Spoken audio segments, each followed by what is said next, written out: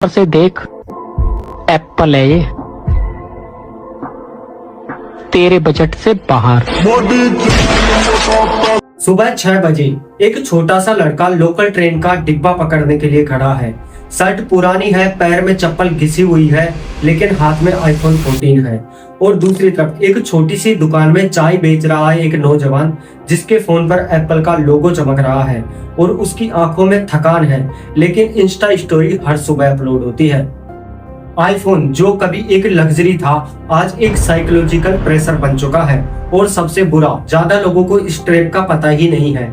एक समय था जब आईफोन सिर्फ अमीर आदमी का डिवाइस माना जाता था और यह बहुत ही इम्पोर्टेंट होता था, ड्यूटी लगती थी और मिडिल क्लास के लिए वह बस एक सपना बन गया था। लेकिन आज ईएमआई ने इस सपने को जरूरत बना दिया है। यह सिर्फ कहानी नहीं है, यह है असली भारत, जहां लोगों के पास रोज का खाना हो या ना हो, लेकिन आईफोन होना जरूरी हो गया है। जहां एक शाइनी लोगो सेल्फ रिस्पेक्ट से बड़ा हो गया है। आज इंडिया में एक साइलेंट रेस चल रही है, रेस दिखाने की, रेस जीतने की। और इस रेस में यूथ अपना सब कुछ दांव पर लगा रहा है, पैसे, मेंटल पीस और कभी कभी अपनी पहचान भी। भारत के यूथ के लिए आईफोन एक फोन नहीं, एक बजट ऑफ हुनर बन चुका है, जिसमें लिखा होता है कि मैं किसी से कम नहीं, चाहे वह 15,000 की सैलरी ले रहा हो या कॉलेज में पहली बार फोन ले रहा हो, बस आईफोन होना चाहिए। एप्पल ने कभी डायरेक्टली भारत के गरीब लोगों को टारगेट नहीं किया, लेकिन फ्लिपकार्ट और अमेजॉन ने जरूर किया। No cost EMI, exchange offer, flat 50% off on iPhone, ऐसे शब्दों ने हर आम आदमी को प्रीमियम प्रोडक्ट के करीब ला दिया है।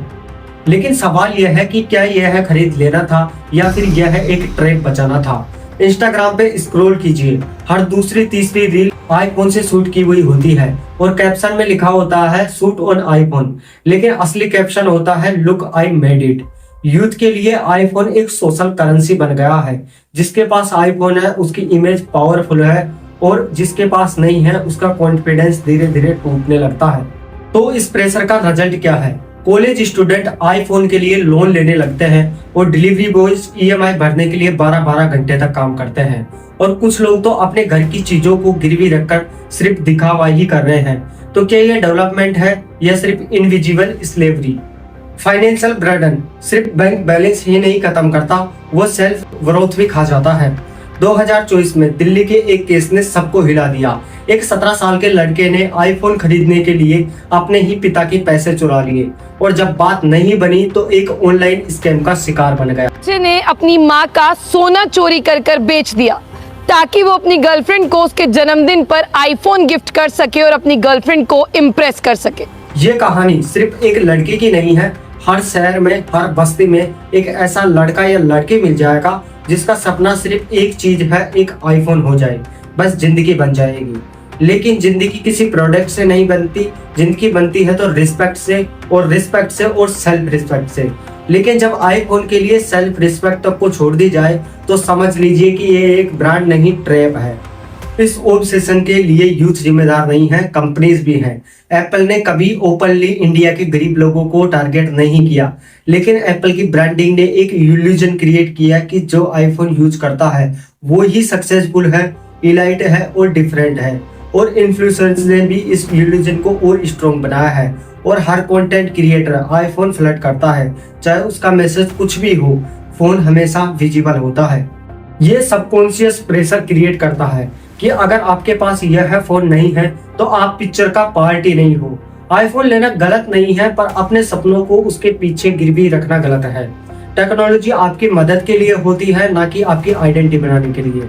अगर यह फोन आपको कंट्रोल करे तो वो फोन नहीं, वह एक नशा बन जाता है।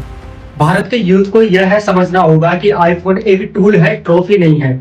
आपके एफर्ट्स, स्पीड और सोच उन लोगों से कहीं ज्यादा कीमती है। समय आ गया है आईफोन के इस साइनी ट्रैप को तोड़ने का, अपने रियलिटी को एक्सेप्ट करने का और दुनिया को इम्प्रेस करने के बजाय खुद को प्राउड फील कराने का। अपने सपने जरूर देखिए, लेकिन किसी दूसरे के स्टैंडर्ड के लिए अपना वजूद मत बदलिए। फोन का यूज कीजिए, पर उस फोन के ट्रैप में मत फंसिए। धन्यवाद।